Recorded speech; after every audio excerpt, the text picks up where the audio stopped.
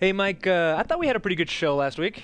You know, I liked it too. I'm a big Smash player myself sometimes. So let's see what the YouTube comments had to say. Yeah. Shagel said, "This was the worst episode of the show so far. I hope this was a bad experiment that won't be repeated." Yeah, that was a tough one. I think we had some other comments. Ramen G said, fuck giving LTG attention and fuck Smash. First and hopefully last video I dislike on this channel. All right. Mark217 said, "Terrible episode."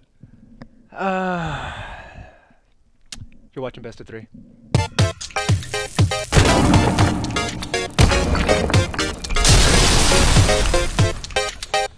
Awesome. Intense. All right, we heard it loud and clear. My takeaway, Mike, was that focusing on anything negative is frowned upon. And Apparently focusing on Smash is frowned upon too. but I'm not sure if it was Smash or if it was the LTG It was thing. definitely more the LTG, and yes, All right. we've taken the point loud and clear. Okay, we got it. We got it. You know, this show has a focus on esports. It has a focus on the community. If we only focus on pro players, which we will have 2 on the show tonight, we miss out on people, or rather, if we only focus on people who are winning tournaments, shout outs to our guests tonight, we miss out on opportunities to meet other people. I thought it was a good discussion, talk about Smash 4, and tonight we have a very special episode for several reasons. One, we're going longer. We have 2 guests tonight. That'll be Gllty, she's coming up very soon. And at the end of the show, we're going to have Aris, and we're really excited about that because we get to talk to them. These are people that are interesting to me, people that I want to have conversations with, and look forward to doing it. Now, also very important, and this is somewhat exciting for me, and I know that you're happy about this too, is the fact that this show and next week's show is brought to you by Qanba 8ARC. They were kind enough to send us some sticks. To me personally, it's validating because we've been working on the show for a long time. To have somebody say, hey, we'd like to be a part of the show on any capacity means a lot to me. So we're very excited to do that. And what does that mean to you guys? That means that if you go to 8arc.com and put in the promo code daily.1, let me put that up on the screen for you, you can get $10 off the drone, the carbon, or the guardian. And more importantly, yeah, Mike, bring that bag out. The guardian, the best bag that has ever existed. If you're to watch this show long enough and perhaps participate in any manner whatsoever, you may have a chance to get one of these things for yourself without even paying at all. That's true.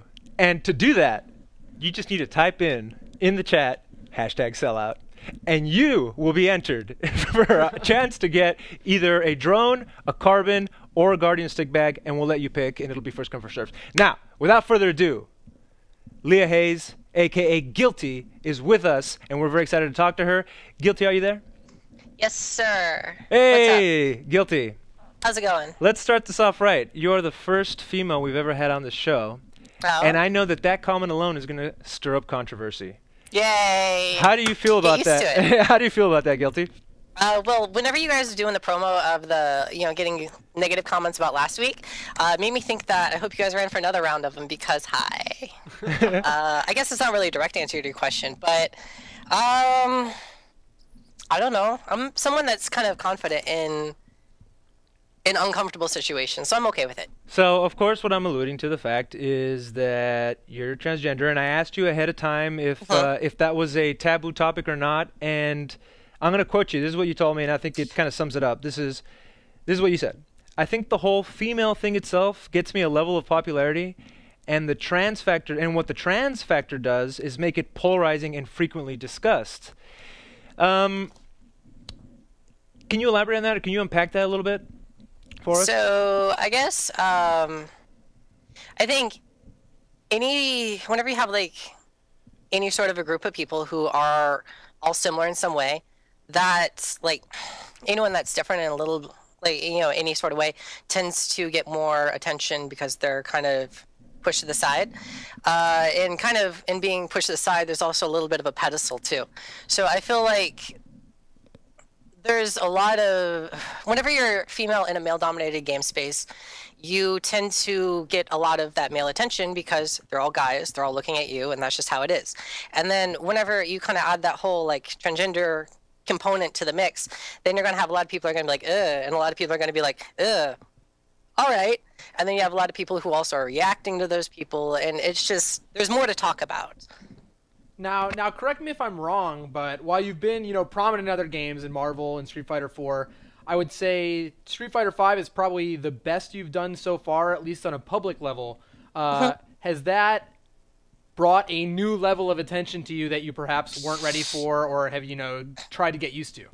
Yeah. Okay. So I guess since I played Marvel, it's been like a gradual process where, I go to major, I do well, but, I went from being on stream maybe twice a year to 10 times a year.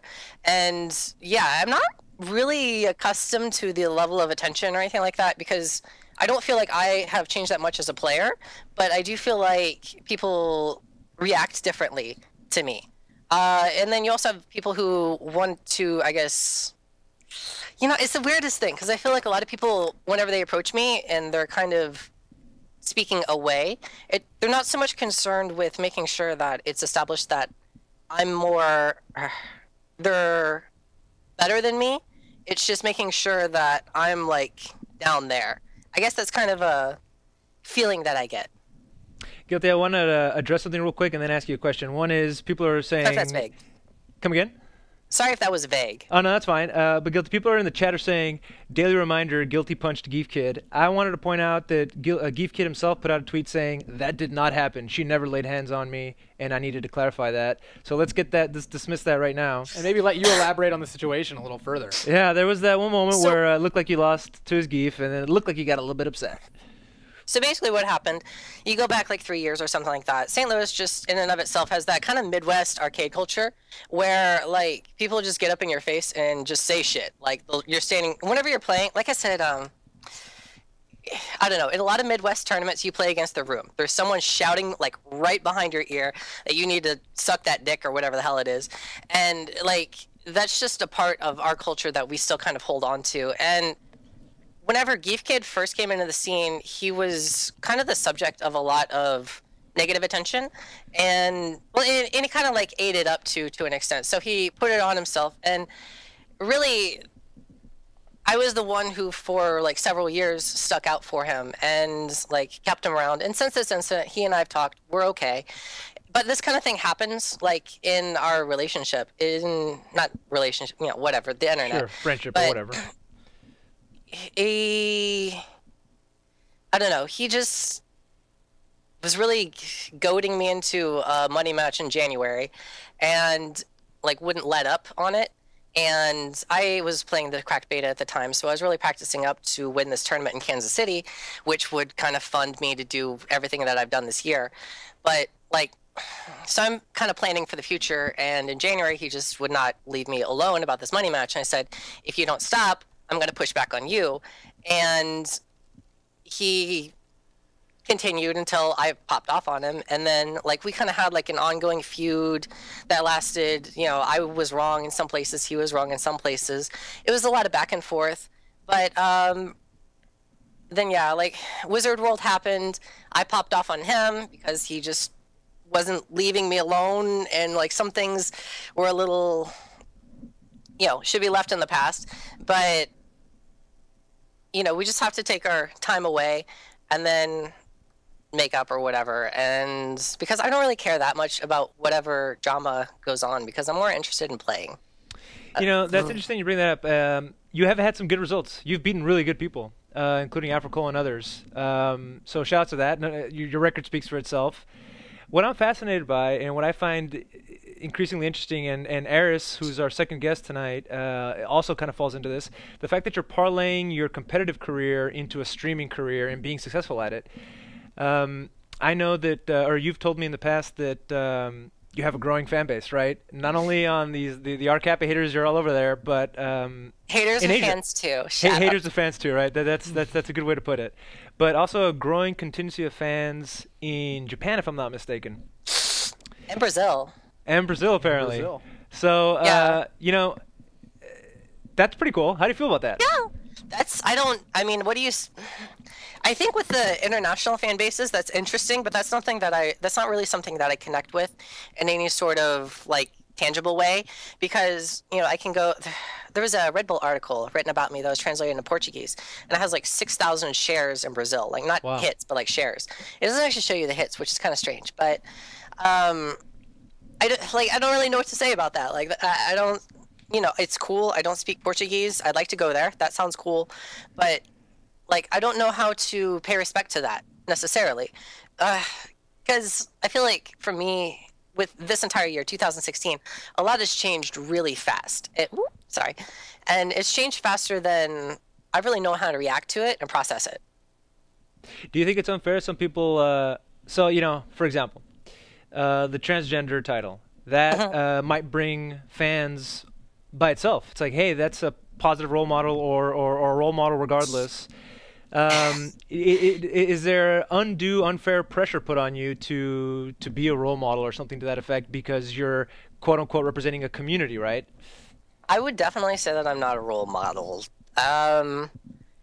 It's just so it's the sort of thing where, like, as far as fairness, I'm not really sure, because I feel like you can anticipate having a lot of attention if you put yourself out there in a situation, and that comes with good and it comes with bad, and especially since whenever you have people watching you, everything that you do, like for example the Gllty incident, like there was, whenever that stream happened, we had like 15 viewers, and like, so when the way that I acted, the things I had said, which I shouldn't have said, but all that wasn't something that I was thinking have a whole bunch of people like watching, all eyes on me kind of thing. Which that's kind of freaky, like in a Big Brother way, but it's like this collective, like panopticon, whatchamacallit, I don't know. Like, I don't know what to do, because I feel like I'm a very solitary person, and that's one of like my, I guess, issues is treating people well and like figuring that out, and that's something that's been a work in progress for me.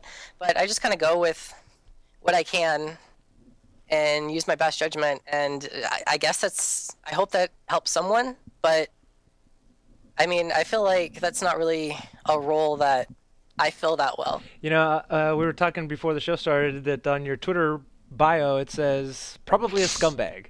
Do you feel more comfortable just being a scumbag? Like, forget all this pomp and circumstance or behaving. Like, let me just be me and do what I want. I don't really know necessarily, because I feel like there's sort of a pull between, do I want to be sweet or sassy? But I would say that in my natural element, I tend to be kind of, I like doing audacious shit. That entertains me on a personal level. Like, it keeps me interested. You mean like buying a bunch of Daigo books at Evo and getting them signed and then scalping them all? Okay, yeah, all right. So that's, I don't know, like, it's the sort of thing where, like, I've never really experimented with any sort of donation rewards, and I was just kind of like, I wonder what will happen. And, so I went ahead and I did it, and lo and behold, there were a number of individuals who did not necessarily agree with my decision. I would say that they were a little, it was a little excessive, the way that, okay, so let me just tell you this in the plainest way I can. You have a whole bunch of people on a board who are talking about, it's like, go kill yourself, faggot, blah, blah, blah, blah, blah, whatever, so on and so forth. And in the same turn, they're judging you for for my morality, my moral choices. And it's like, if I have to put up with all you motherfuckers, if someone wants to help me out, by all means. That's interesting. And people do help you out. People have, you do have a lot of fans, as we mentioned earlier, and you must be doing something right if they paid for your Evo trip, for example, or donated because they wanted you to be an Evo. Yeah. And I hope I'm not telling tales out of school, but I heard that they paid for it 5 times over. Like, you could yes, I had well, that was also kind of like, my ticket wound up being $150 because I went on Frontier and whatever, but I was able to make the trip itself really cheap. and like someone had a room where all their people canceled, and the hotel room cost me $50 for the whole weekend. So everything wound up being like $250 to go to Evo, but I wound up getting like around 1,200, and yeah, I have a lot of fans who just they have a tendency to donate. I mean, I don't, it's the sort of thing where I don't feel like I solicit them out of other people, and other people just have things that they want to live vicariously through. Like Mouse Up, one of my like biggest donators. Mouse Up and the Soulless One. Shout out to you guys. Thank you so much. Like, I don't know what to say. Like, I don't know how to react to that, but like I feel like they get something in terms of living vicariously. Sure. Through my travels. I mean, that makes sense to me. And again, nobody's forcing them to donate, and anybody who hates on that, I mean, I might call them out as, being haters, right? It's like, I feel like hustling is a very FGC thing. Yeah, that's exactly the word that I would use. It's a hustle, right? And you're making it work. I think, like, the whole Daigo book thing made me look back at a lot of the Arcapa people and realize how removed they are from the actual FGC. And I guess, like, at first I got a lot of attention from them, and I didn't necessarily know how to process that, because I feel like they're a dangerous fan base to kind of cultivate, because they're volatile, and I think that they like the drama first. So, but that's the point of it. That's the point, is the trolling, and just, like I said, like, you're gonna basically say something horrible to someone, and then flip around and judge them for being horrible, and it's just an outlet, I guess, for some people. So I feel like it's inevitable, and it's just kind of like its own force of nature. Well, again, as I mentioned at the beginning of the show, the idea is to get to know personalities outside of just seeing them on a tournament stream. That being said, this is a FGC talk show, and recently you went from Sim, which you were seeing some success with, to Jury. Uh-huh. Can you talk to us a little about that? What do you think of Jury? I think she's an interesting character. I feel like she's got things to be good, or at least like cover a dead spot for Dalsum, because I don't feel like I'll ever stop playing Dalsum, but I think that Street Fighter V in general is a game kind of like Pokemon. Like, you want to have your characters on like deck. If you like fight like a Zangief player, you want to use the Dalsum. If you fight Armika, you might want to use a character with a reversal, or something else. So I feel like having a roster of characters is important, and Jury, I think, she's got an oppressive playstyle. The only thing is you have to take time out of, like, you just have to spend time to build stocks. And that gives you meter damage for no meter, basically. And it gives you good Oki options, and you're able to, like, cancel into different things, and you get the fireball.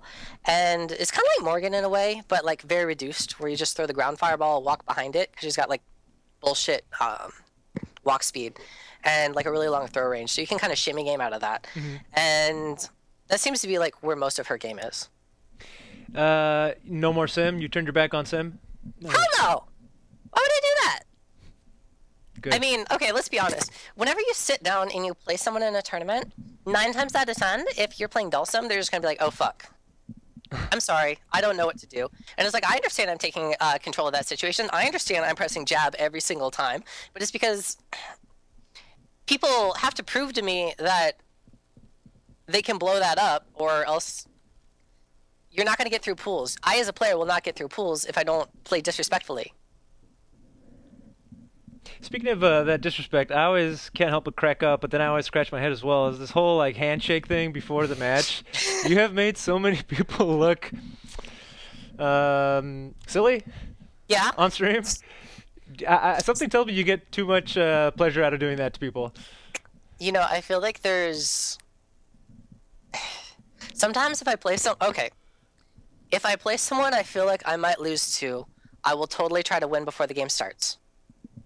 Okay, so like, let's see. Back in Marvel, what I would do is, if someone hit me with a infinite, like a TSE infinite, I would just look at them and plink up for an air dash, because all my characters have an air dash. So like I could just do that. And I remember playing full schedule at I think it was like UFGT, and it's like this motherfucker's got like 13 buttons. I'm not gonna beat his ass unless he fucks up, and the only way I'm gonna get him to fuck up is like if I get in his head. So like he starts like TAC comboing me, and I'm like looking over, and I'm like looking in his eyes, and like you could tell like after a while his eyes like darted up, and he dropped his TAC combo, and then I could have won, but I didn't. But I don't know. I felt like it was. He kicked my ass, but I'm gonna try and meta you. You got to win the match outside the match. I mean, I'm not gonna front. I don't think I'm the shit, but I think that I can do okay in a tournament setting because I can factor in kind of how other like. I feel like I'm good at reading people. Like I can read people's emotions, at least whenever they're dealing with me, because people tend to react in a certain sort of way, and you know, doing this stuff and all that just kind of psychs people out. And although I don't think it's something that I should continue doing. Why is that? Honestly, well, I guess like Rubs at people the the same wrong way? time, I'm growing up, so like I've always kind of like been a little bit like a shitbag, and as I've like gotten older, I've honestly kind of tamed down a lot. And you know, there's also kind of like this part of like, you know, I don't really want to make other people uncomfortable. I don't want to do it at the expense of other people. Although I think being cheeky is fun. And there's kind of a balance there that I haven't really figured out. All right. Gllty, last question Yes, for sir. you. We've actually come to the end Okay. of this interview. This is the last question. Where can people see you next? What tournaments are you going to? So like I said with the whole like fan donation thing, I've been able to. I actually just today got my tickets to go to Tokyo Game Show. I'm spending like a month there, and then I'm going to Singapore, and then coming back from Singapore to SCR, and so that's going to be the next 3 events for me. Also be at the Wizard World Chicago and Red Bull Ignite tournament in the next 2 weeks. And yeah, so that'll be me Gllty, coming up. That's awesome. Good luck in those tournaments. Good luck with jury. Thank you very much Thank for you so coming on the much. show. Okay. We appreciate it, Gllty. Thank See you for around. having me. I appreciate it. All right, thanks. Again, one of those controversial choices, right? People would be like, Gllty, what has she done? She's an interesting person. This is our community. That's why I felt it was necessary to bring somebody on like that, and I think that we should consider everybody in this community, not just people who are winning tournaments. I want to remind everybody that tonight's show is brought to you by 8ARC. If you put in the promo code at 8arc.com, daily.1, you can get $10 off the drone, the Carbon, or the Guardian. The Carbon, which is the PC-only one, is already $50, and you told me it was one hell of a stick. You know, I actually do really like the Carbon. It is a PC-only stick. Oh, the PC and Android. So Oh, if you- right. if Yeah, you because when you play on your phone, right, all the time. you could play Pac-Man on your phone. You could play Super Mario Brothers on your phone. I suppose you could. But yeah, the stick is you know, it's solid construction. It's easily moddable if you want to do that, and it comes with some neat little clips. And if you want a chance to win that stick, and we'll let you pick if you want the Carbon, if you win, the drone, or the Guardian bag, put in hashtag sellout in the chat right now. And I'm looking at it. I'll know who has put it in, the hashtag sellout, and we can take it from there. And at the end of the show, we're going to pick a winner. All right, guys. As we always do, we're going to be joined by our panel, and we're going to go through a couple of topics. Of course, that, as always will be Ace King Offsuit, Steve Jurek, who writes for .esports. He does all of our FGC reporting. And from EventHubs.com, that'll be John Velociraptor Guerrero. We're looking forward to those guys coming on the show and talking about some stuff. Are you guys with us yet? I am with you. I learned something last week. Oh, yeah? What'd you learn? I learned that I thought maybe the show would be fine without me, but the entire FGC falls apart when I'm not here. Oh, that was it. That was it. I mean, think about it. I mean, not only this show, you had Mike Ross turn into LTG. Oh wow. You got a canceled episode of Capcom Pro Talk tonight. You got a canceled episode of Super Desperation Radio last night. Persia leaves. Like, without me, this whole place falls apart. So you said something about me becoming a ghost. What did you mean? Like, I started watching the episode, and you were like completely white. Like your entire screen was like white. So I've been white this whole time, Steve. I don't Wait, see really? color. hold on. I'm messing with you. Hold on. All right. My mind is gone right now. I'm just in shock. Well, come save the FGC for us tonight, Steve. And do that by way of a CPT recap. All right, let's get it started. There was so much going on. Let's just get right to it. Start with the online qualifier over in Europe. Fourth one of the season, first one in Europe. Unlike the other events, you had a lot of established names in the top 8. It ended up being Mr. Crimson taking it over Kobalcog in the grand finals. And then you had Link Excello, in third place ahead of Phenom, the only European who's won a premier event so far. You had GG and Problem X tied for 5th, and then Evans and Pax tied for 7th. So a lot of names you've heard of before, unlike the previous online events. Then we swing over to Asia, 2 events this weekend. Well Played Cup was the first one, had all the big Japanese names. It was Mago in the end denying Daigo his first win of the season. Giuna, I know he was heartbroken by the result. You'll pull through, I swear. Goichi ended up taking 3rd, Eita 4th, and then Haitani and Yoshikibi tied for 5th, Itabashi Zangief and Iori tying for 7th. Not only that, you also had Yangchen Cup in China. That one ended up being won by Safe 4, who had 1 Pro Tour point his entire career before the event, in the 3 years of the tour. So shout outs to him. Xiao Huge ended up in 2nd. Dashen Bebe in 3rd. Ban Chan in 4th. So best result of the season for him.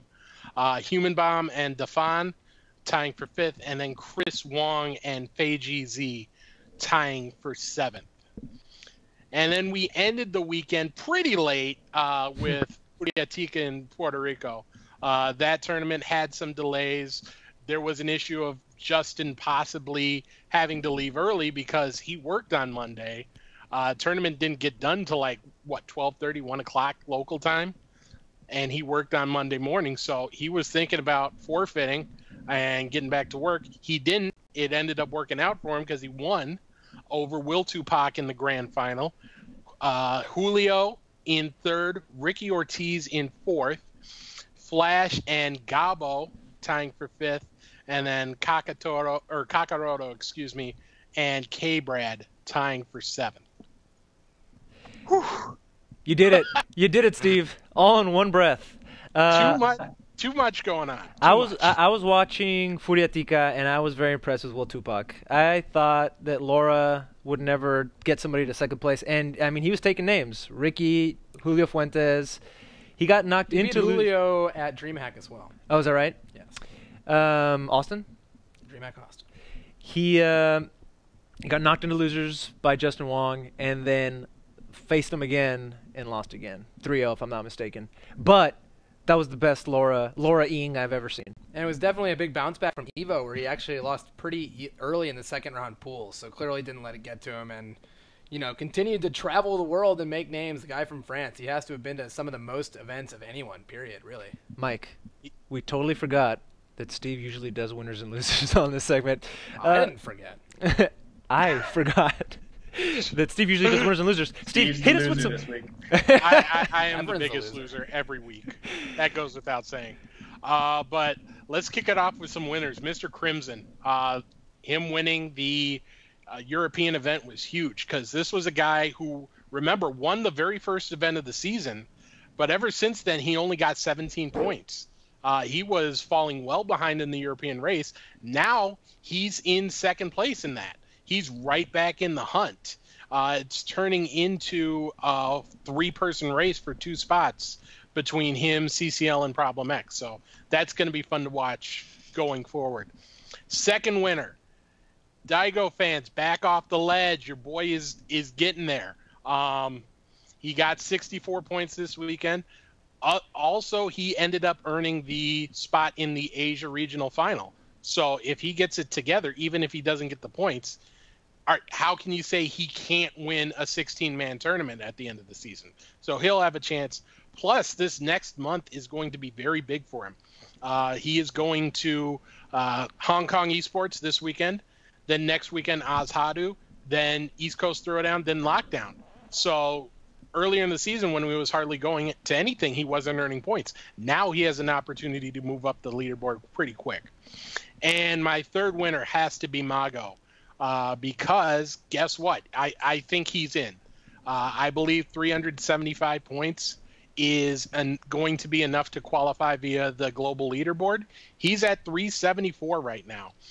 He also has a huge lead in the Asia leaderboard. So if that doesn't work out, he is in great shape to qualify via the Asian leaderboard. So Mago did a lot of work to help himself with that win. All right. After that, I got to talk to some losers. I'm gonna start with K-Brad, and it's hard to put him in this category because I don't think he actually lost. I think he just didn't help himself as much as he could have. Had he won this event, he pretty much would have locked up his spot in Capcom Cup. Instead, he got 7th, so he only earned 4 points.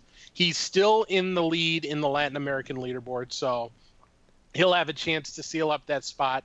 Remember, he went to Never Give Up in Chile last year when it wasn't part of the Pro Tour. This year it is. I don't see any reason for him not to return. So he'll still have some work to do after this weekend. The rest of Latin America gets my number 2 spot. If you look at the list of the players who are qualified for the Latin American final, there are more people from outside the region than inside the region in there.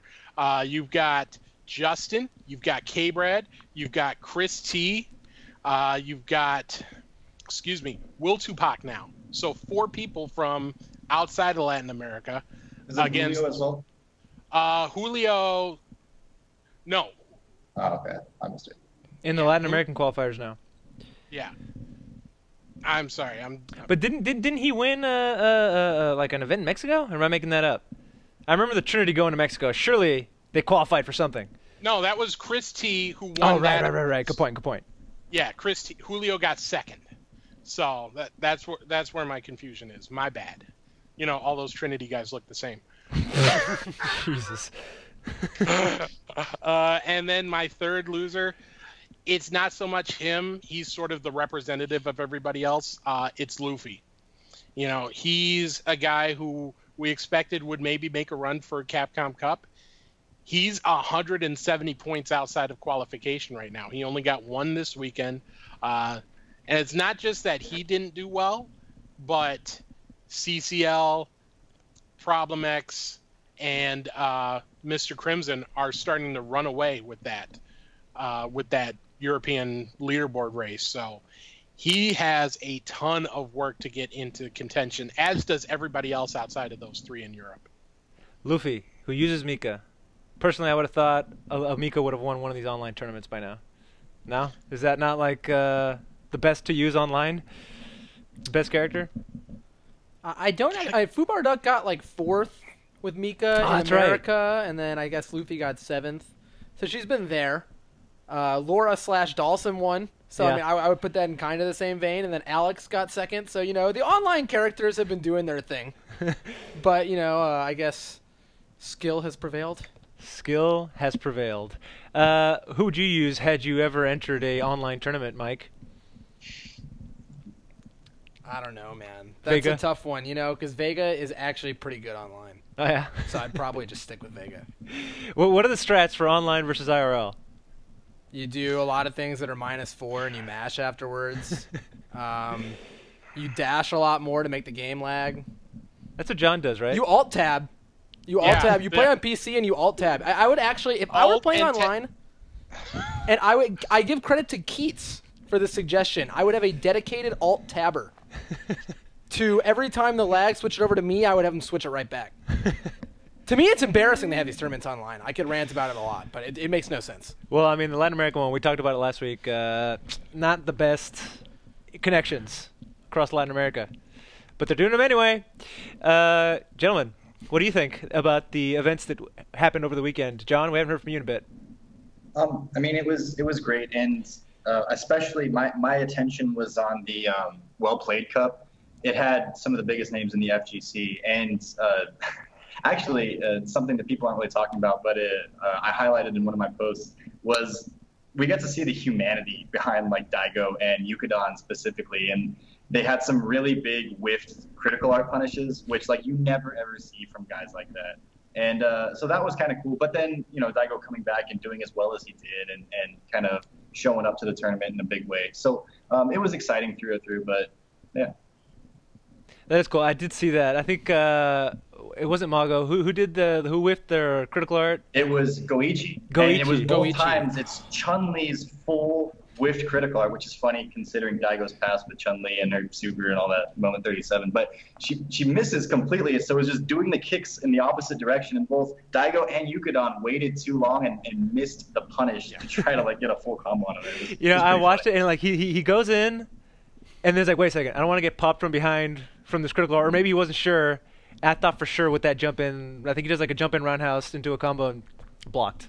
It was crazy. It went back the other way, though. I mean, man, Yukadon's chokes were on another level in that last game. But didn't he just get picked up? And then he got sponsored. Yep. Did he get sponsored before or after the performance? It was right afterwards. Well, I don't know if he was beforehand, but they went live with it, I think, afterwards. Correct me if I'm wrong, Steve. Yeah, they announced it the day after. So, but congratulations to Yukadon. He is now part of Team U-Deal along with Haitani. So that's a scary tag team. Yeah, and not only that, but think about how well Yukadon has done in the events he's been able to go to. Outside of Evo, he hasn't been able to go outside of Tokyo. Now, with the sponsor, now all of those other events are looking possible for him, and he could be very, very scary in a lot of places. Oh, yeah. Gentlemen, that wasn't the only tournament that was going on. I've been interested with this Red Bull qualifier thing. We had Alex Valle on a couple of weeks ago, and he mentioned that they were doing Vanguard there at the esports arena where he does his events, Wednesday Night Fights. This is like I was messing with you guys saying, I heard you like qualifiers, so we put qualifiers in your qualifiers. Who can please break down for me how this Red Bull thing works, and why isn't there one in Texas? Is what Definitely, I I want to know. cannot explain it. Steve, can you help us out, or am I going to have to do it? Steve's the go-to guy for that. I guess. All right, so here's the thing. They've got 6 monthly tournaments going on all across the country, and one in Toronto as well. The top 16 players from that go at the end of the season qualify for a playoff at Red Bull Proving Grounds. The winner of that gets some cash, and they also get a sponsored trip to the regional final, the North American regional final, to participate in the open bracket. This is more aimed towards amateur players or not professional players, because you can only enter if you have fewer than 100 Pro Tour points. Mike, you can get all up in there. We could all combine our points and enter still. I have a question about that, though, because now is that to say that those who win, there's a qualifier for a qualifier that gets you into a qualifier, right? Am I understanding that right? More or less, yeah. Yeah. So I was at the Red Bull Proving Grounds in LA like 2 weeks ago, which Chris T won. Is he allowed to be there because he has more than 100 points? Well, I didn't see the 100-point rule until earlier this week, or late last week, excuse me. So it's possible that might be a new development. I'm not 100% sure. Maybe someone just forgot to tell Chris. Maybe someone thought he was Brent. I don't know. Because all the Trinity guys look the same. You know, but that seems to be a theme with the Capcom Pro Tour coming out and the fighting community getting into esports and trying to develop these professional circuits. It's the first time for a lot of things, and so we're going to see hiccups and such. Got to have some patience with it, but all in all, I think it's a good thing. You know, it's funny. This isn't the first qualifier in your qualifier that we've had. If you recall, what's the name of this company that now Jabali works for? That's Avid? Avid. They tried to do one of those, and Capcom was like, nah, you can't do that. You guys didn't run that by us. Either they just didn't do it right, or you got to know the right people. But Red Bull clearly is doing it, and obviously they have a lot of good stuff going together. But I bet you see that Dominion. You say it's for amateurs. Dominion won one of these. He's not an amateur. I mean, we didn't have 100 points though. I mean, you gotta cross the line somewhere, and I think that's a fair way to do it. I suppose. Yeah. And I think that's kind of the crux of the issue with trying to separate amateur from professional in terms of the FGC. We really don't have that division. Not at all. You know, you've got a few players who are sponsored, but if you're sponsored by like someone who gives you a hat and a shirt, are you a pro player? Like Donka, no, I'm not saying this to blow you up, but would you consider yourself a pro Street Fighter 4 player or Street Fighter 5 player, even though you are sponsored, you have a tag whenever you compete? I'm the best player in this room right now. Well, I'm not in that room, so there you go. No, I was just talking about me and Efren. And I'm not denying that, Mike. That's a low blow, man. There's no T-Hawk in Street Fighter 5, all right, guys? That's why. All right, as soon as he comes in, I'm playing you. But that's sort of, where do you draw that line? Where do you make that distinction when we really haven't made that distinction ourselves for these past few years? I think the answer is you really can't yet. And I think a point amount is the best way to do it. But if you really want to talk, like, does a point amount make you an amateur or a pro as well? Because you could have a bunch of points and still be an amateur. Oh, yeah. And 100%. You could also be a pro and not have any points. And you could be a pro and not have any points, I guess. Yeah, so. Yeah, like Snake Eyes right now. Do you think he's an amateur? No. He answers his own question. I think they should either, I mean, I guess it doesn't really matter because they haven't enforced it yet at all. But if they're going to enforce a pro versus amateur thing, maybe a lower point total, I don't know. I really don't know how you do it. I don't think that they successfully separate, like, newcomers, like new blood is what I feel like what they're actually going for, but I don't see that happening in any way, shape, or form, really. And frankly, I think you've got to let some of these guys in there or no one's going to watch the tournament. Well, I love the idea. You know, I'm glad that they're doing it, even if it doesn't take on that amateur rising up mentality that Red Bull wanted. I still think doing things like this is great for the community. It's great for players. It's another way to get some players who might not get some shine on a regular basis in front of viewers, in front of potential sponsors. So I'm glad they're doing it. I agree.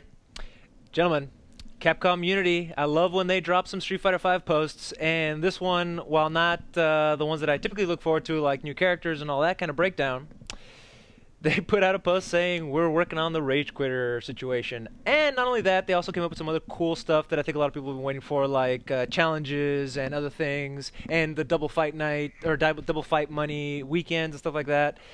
I wonder why it took so long to get here, but I'm glad it's here. I think the comment I've seen a bunch of times is the game's finally releasing.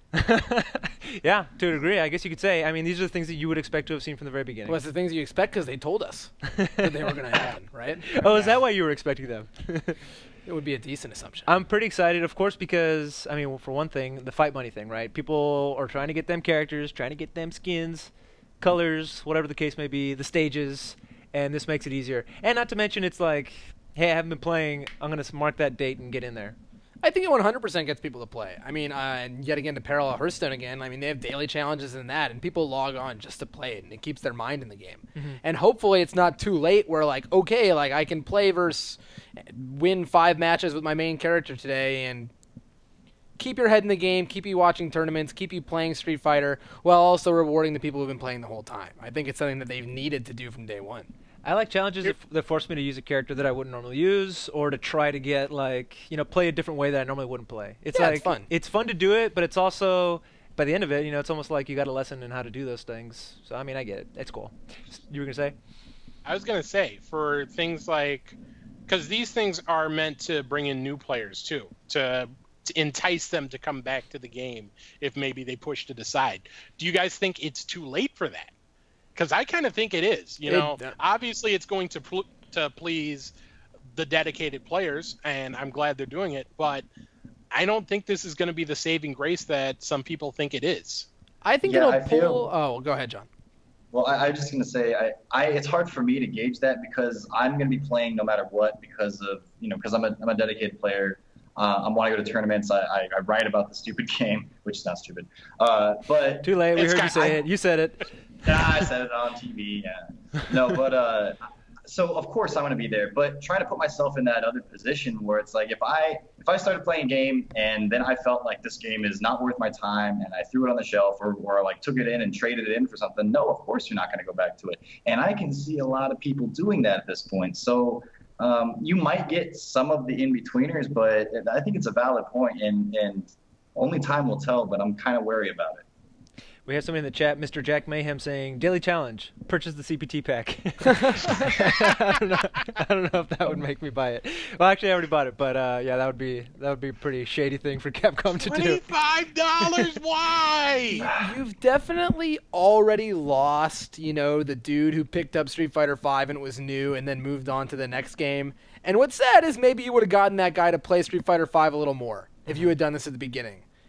But at the same time, I think there's people out there who are watching streams or commenting on the game on Facebook or something like that who aren't playing as much anymore, who will definitely, turn on their, what is it now, a PS4, I call everything an Xbox, and play the game a couple more times and get back into it. It's better late than never, but it would have been a hell of a lot better earlier.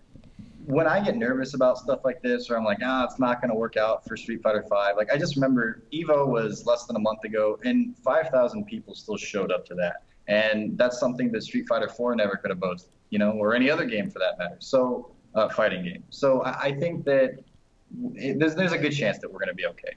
But I don't know if you guys saw, while we're still on this topic, along with all of the stuff that's going to be rolling out here, we're also for sure getting Urien in September. We talked to Capcom, and Urien is indeed coming out in September. Now, Mike's been playing the story mode every day, so he has a lot of Urien experience already, so it'll be interesting to see if you can keep that going. Nikali is like the biggest jobber in history in the story mode. He is, he sucks. What? I don't know if anyone actually played it, but Nikali doesn't do anything good in that story mode. And it was kind of sad to me. I was excited for Nikali, being a Nikali player. I'm like, this guy has so much potential for such a cool backstory. He's going to be the key to so much of what we're wondering about. He's going to be the reason Bison has white hair. And not only was he not the reason, we didn't get a reason at all. And Nikali is like a weird sheep water guy. That has no purpose. Yeah, it was pretty bad. Yeah, I was disappointed. I thought that was going to be like the central storyline, and maybe he would be the final boss or something. But no, but not. It's good that Urien's coming out, and I think that the process of the DLC characters coming out has gotten a lot better. We went from not knowing what day to knowing what day, but not having a trailer, to not having a character at all the next month, and then finally, as soon as they aired that Balrog trailer at CEO. We seem to get back on schedule. We got the Balrog and the Ibuki at the same time. Mm-hmm. We got Jury. Now we're going to get Urien. We're getting the ability to buy colors, which people have asked for God knows how long. I know that EVO themselves had to hire a dude to proxy the game to download the costumes. Yeah, they did that not in the kosher fashion. Not in the kosher fashion, but because there wasn't really a kosher fashion to do it. Because trust me, beating survival mode with every character, with every costume, as a Jew is the least kosher thing you could ever do. Wow. So yeah, Best of 3 racist edition. As we're at a point where yes, you can finally do everything in the game that you were promised, and I think it's a really good thing, and I'm definitely, with the last name Schiller, going to shill for Capcom a little bit and say that we're on track, boys. ESPN's broadcast next year, though. That's really going to move some Street Fighter V units, guys. No? You're not feeling it? All 10 of them. Let me just clarify here what the rage quitting penalty, the second phase of the updated rage quitting penalty will be verbatim. Stricter guidelines, players will disconnect before the match is over. Players who are penalized will lose league points. You don't want to lose those league points, man. And be locked out of online matching for a set time. It's like, if you rage quit, you're getting forced to go take a timeout. Yeah, and that's been implemented in other games before. I mean, this is finally a program. Before, more so, at first, they were punishing rage quitters by having people send videos. So it wasn't even a concept within the game. It was literally Hans babysitting a queue of rage quit videos and deciding what was going to happen. Then supposedly they added some sort of system for monitoring it, but I mean, I don't know how many Wolf Crone rage quit videos I've seen at this point, and he's been like #1 on the leaderboard for a while. So I guess it wasn't working that well. And now it sounds like we're getting the full system fleshed out. And we'll see how well it works. Unfortunately, we can't play tonight because the server maintenance is going on. But it's a good thing that it's going on. You know? Sure. You know, I'm actually not sure how to feel about it because, yeah, it's great that the system itself has been developed to the point where it'll accept, okay, this person's rage quitting, they're getting penalized.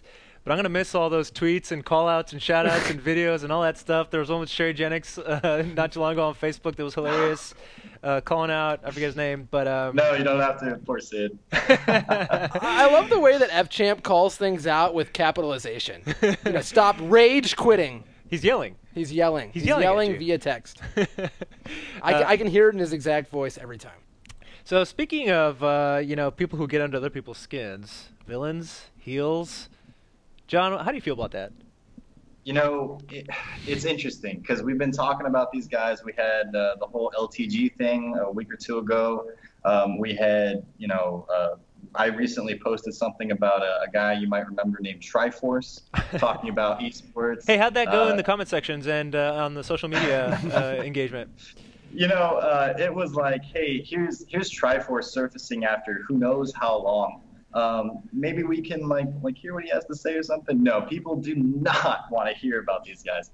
Well, to an extent, the drama that they can bring into the FGC can often be one of the reasons people watch. And we were talking to Gllty earlier, doing her weird handshakes and stuff, blowing people up right before they play. I think you could classify her as somewhat of a heel in a lot of ways too. FChamp, same idea. He's done in a different way. Basically disrespected people and such, and you guys have Aris later on the show. He's got his history with leaving kind of a bad taste in people's mouths. So you go like, you know, where do you like kind of draw the line with these guys? How do we go about like letting them kind of do their thing versus where do we say, okay, I don't want to hear anything about anything that someone like Triforce has to say. I don't want to see him pop up on the news sites. I don't know, like where do you draw the line there? You know, we got a lot of hate too when we had Triforce on, but that's besides the point. What you're talking about sounds like a great idea for a block grab segment. It wasn't planned at all, guys. It totally wasn't. Well, All right. I guess. If you're new to the show, we've implemented a new segment brainstormed by our boy Mike and Steve, and it's basically block grab. You decide. Oh, we have graphics now? We have graphics Dude. now. You missed a lot, Steve. Yeah, I thought everything fell apart This was a when you final weren't here. week I missed, apparently. I'm sorry. Well, Never taking another vacation again. we're going to go around and mention all those names that Steve just said. These are the heels. Do you want them to stick around or not? It's going to get hot in here. Guys, block grab. Mike, Gllty. All right. Well, as the owner of the Mike Schiller All-Stars as of last week, it would be illegal collusion for me to own a team of heels. But block or grab on Gllty. You want to grab Gllty, Mike. I'm definitely going to grab Gllty because Gllty is, of a list of heels, one of the least like directly harmful. I mean, hasn't done too much that could be considered actually malintentioned so much as, you know, just kind of a bit heely. And also, you know, one of the best female fighting game players out there right now. Yeah, definitely. And, you know, it still makes people look like a fool with the handshake thing. I'll grab on Gllty. All right. John, block or grab, Gllty. My rubric for this is if someone is disrespectful past a certain point. What is that point? I'm not sure. I guess got to go by feel. But Gllty, I couldn't block her and then like not block myself. I've done antics similar, like with Sanford Kelly, breaking the stick at what was it? Moment 37 Reloaded, things like that. Yelling at people on stream and such, like, and it's all done in good fun. And I think that people understand that like things are still cool between these people beyond that. So I think Gllty's antics are fun. I think they add the right amount of drama. So I'm gonna go ahead and grab. All right, Steve. Gllty, block or grab. I'm going to block just because you guys can... I don't want to make it unanimous, that's all. So, I'm going to block. For contrarian's Good sake, reason. He's blocking. I'm saving my money for other free agents. For other free agents. Fair enough. Okay, sticking to the guest on this show tonight theme, Aris. And now, before you guys get into this, since I'm not giving my block or grab on it, I will say that I had an opportunity to talk to Aris before this show, and I asked him specifically, do I have your permission to bring up the cross assault stuff? And because that's something that would make him a heel and something that would make you want to block him, right? He had a very good answer for that, and I can't wait to talk to him about it. And in short, he said, no, let's bring it up. So, with that, even though that's somewhat vague, Aris, block or grab? You know, I would have been quick to block because honestly, the whole cross assault thing was a blow up, and a blow up of the bad way. And that was in 2012, mind you. Can you believe that? That was in 2012, mind you, 4 years ago. It seems that since has atoned for his sins, and I laughed at the whole Kyle police commentary thing. My question is whether does Aris really count as a heel at this point? It more so seems like a personality who had a misstep. Mm-hmm. So if we're talking about heels, you know, like, I don't think he's really mean enough. Yeah. So if it's for my team, I'm going to block. But if it's for a guy for the community, of course I'll grab. He's great for the community.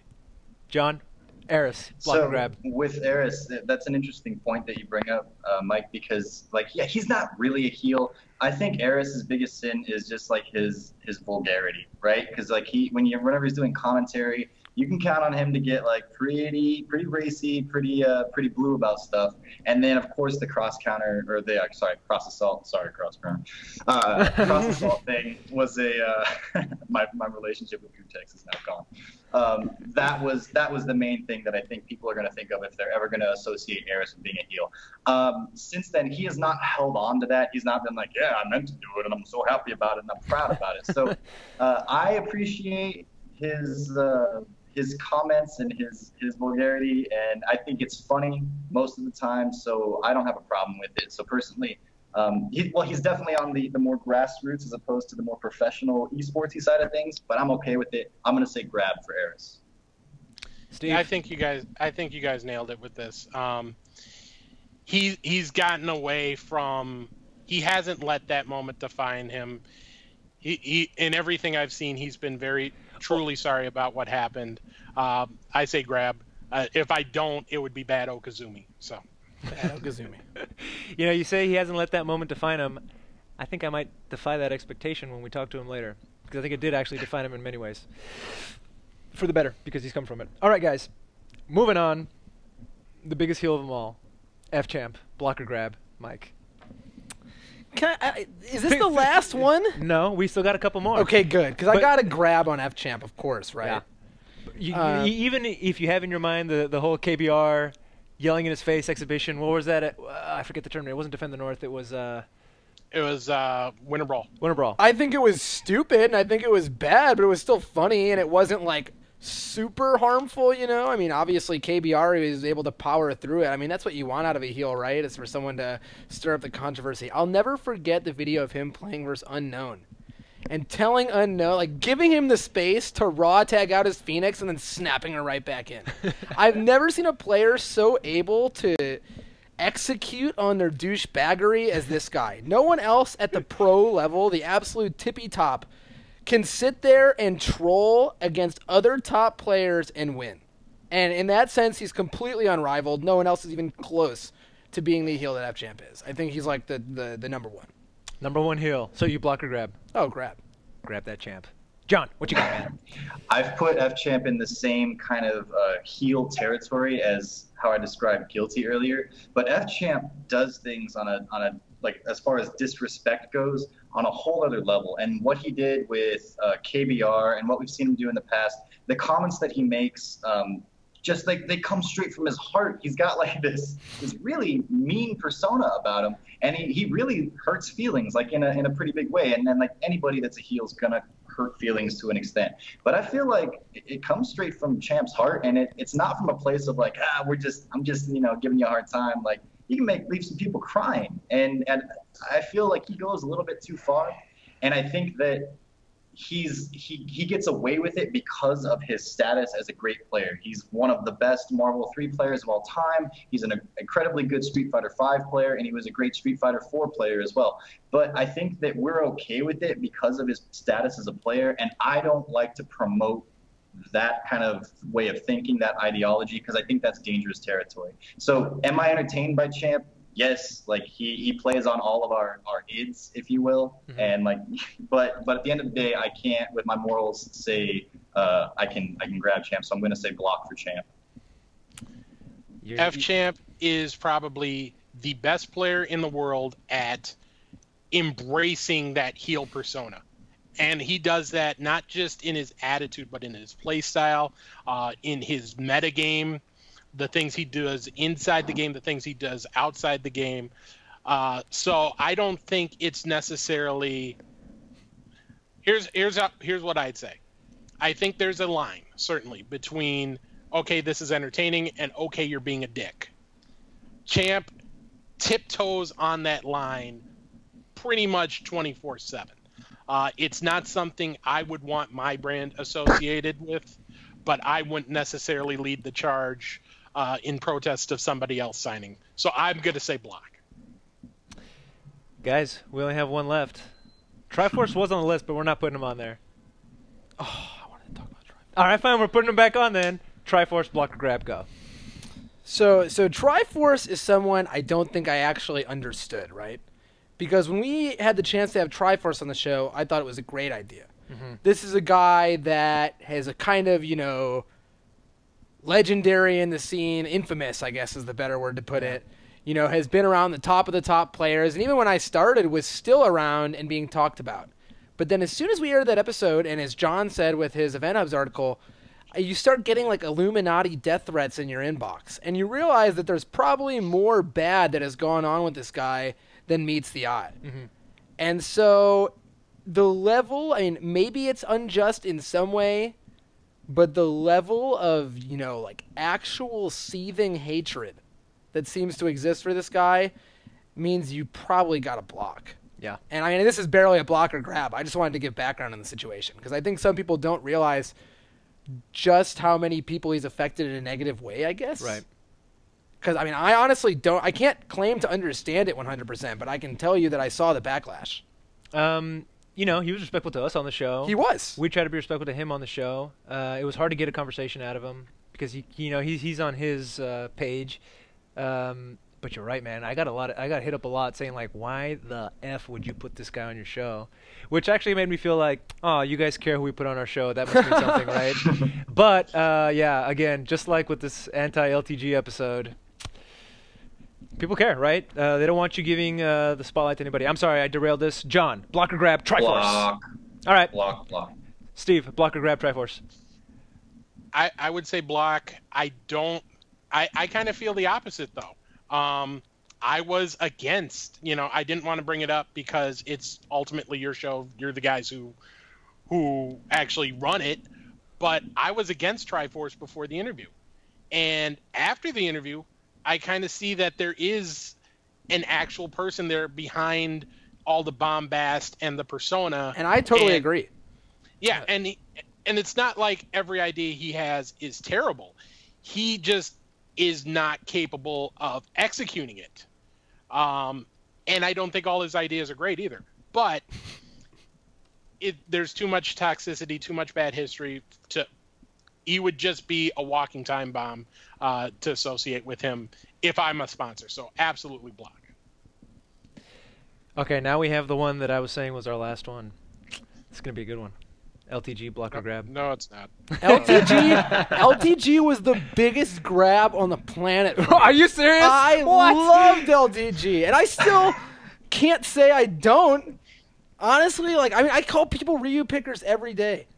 I really do. But he went way past the line. He went so far past the line that, if we're making this a sponsorship thing, you've got to block. Yeah. You don't have a choice. He block went hard. way past the line. Block hard. But I really thought he was going in a funny direction that was, vulgar, yeah, but not harmful. And he definitely completely and possibly irreparably changed that. I think you hit the nail on the head. John, block or grab, LTG. Although I do watch his YouTube videos when it comes to his workout routines recently because I want to try to get my gains in the way LTG does. he's toxic across the board. And I know the guy semi-personally now. Like I did some interviews with him way back in the day, and after we ran an article about the anti thing, I actually got kind of like roundabout threats from him directly. But just understanding his personality when the cameras aren't on him, it feels like he's the same, and that there are some issues there, and ultimately nothing good is going to come of him. It's just going to be negativity and hurt feelings and name tossing and nothing really good. So I'm going to say block. That was 3 blocks for LTG. Look, if he's an actor, then, which I hope he is, then the joke's played out. If he's not an actor, then he's someone who needs help. Either way, it's not someone I want to associate with. So absolute block. John, what were some of those threats you were getting from LTG? Just legal stuff, which I'm sure will not come to fruition. But it was just, it wasn't so much the specifics and the details of it. It was the fact that the way he came to me when it was like a private thing, I was like, okay, this really sheds some light. People wonder if he's an actor. Like, there's no reason to act here, and to basically understand his personality on a one-to-one level. Like what Steve said is exactly true. If he's an actor, the joke's over. I don't think he is, and I think he needs help. And there's really isn't a place in the FGC that I would hope to have around me for someone like that. That brings us to the end of the block grab segment and to our panel segment. And for all of you Lord Chats, I think is what you're known as, Aris subscriber fans, Aris is coming. Steve, John, if you don't know these guys, follow them on Twitter. Steve writes for .esports and also makes the best schedules for every tournament you could ever want to know the schedule for. And John, of course, writes about Triforce for Event Hubs. You can follow him on Twitter. Thank you very much for joining us this week, as you always do. We look forward to seeing you next week. Thank you. All right, gentlemen. Okay, before we bring on Aris, Michael Schiller, why don't you tell us what we got going on here with Qanba today? All right, so we want to talk about like what we have, what they've offered, and what they have shown so far in this product season. First, let me kick you off by saying that if you go to adark.com and you purchase one of these sticks and you put in the promo code daily.1, as in daily.1, you can get $10 off your order. Not only that, we got a couple to give away. You've been playing with the drone for a while. I've been playing with the drone and the carbon, trying to see how they work, and then of course they've got the Guardian stick bag. I don't think you really have to sell this thing that much. It's a really great bag. It's I think even people who don't play on ADARCs or Qanba sticks will use this bag. Shh, don't say that, Mike. Just because I'll say it. Just because it will fit pretty much anything. I don't know if it fits the Hori Real Arcade Pro that needs like its own truck to drive around, but it'll fit pretty much any stick. It's nice. It's high quality. It fits both of these Qanba sticks actually. Really good bag. Don't have to say much about it. The thing that I think interests people a little more is the sticks and Sure. the drone. I think I've got over there, but this is the carbon. And This was one that really impressed you. This one impressed me. It's got the same body as the original like Qanba Q1 stick that they had from back in the day. It's actually not PS4 compatible. So if that's what you're looking for, it's definitely not the stick for you. I think that the main audience of this stick is going to be people who play on PC or are trying to get into Street Fighter V and don't have a stick yet. Mm-hmm. This is, from my knowledge, probably the cheapest stick you can buy on the market that is new and also works on the PC. It does have their proprietary buttons and stick. They work perfectly well. They're easily swappable if you want to use something else. It's a very solid body. Buttons make regular noises, and it's got all the functionality you could look for. Turbo, menu button, etc. Very, very solid. And if you want a chance to win one of these for free, we'll let you pick if you want the carbon, if you win the drone, or the bag, Guardian. Put in hashtag sellout, lowercase, in the chat right now. And then the last thing is the drone, which, as far as I know, is among the cheaper options for a PS4 compatible stick. This one will work on PS4 or PC. It's definitely not marketed at the person who wants the giant TE stick or the giant Hori Real Arcade Pro stick or the exact what I've been mentioning before. This is a PS4 stick the Capcom Pro Tour is on PS4. This is the most affordable stick out there. It definitely is.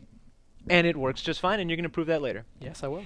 On that note, the time has come for Lord Aris himself to grace us with his presence. Aris, are you there? Hey, what's up, guys? How's it going? It's going good, man. What are you laughing at? I'm laughing because that took forever, man. I've been waiting this whole time. I should have asked to be first. I told you we're going to put you at the end of the show, man. You said you were okay with that. That's cool. That's cool. What's up? How you guys doing? We're doing great, Aris. Well, you know, that's actually punishment because you didn't even know who we were when we were on your stream. That's why I'm even here, man. I owe you guys. I'm sorry. I'm here. You know, this is like we're making amends. We don't have to fist fight anymore. So prior to this, we would have had to a fist fight?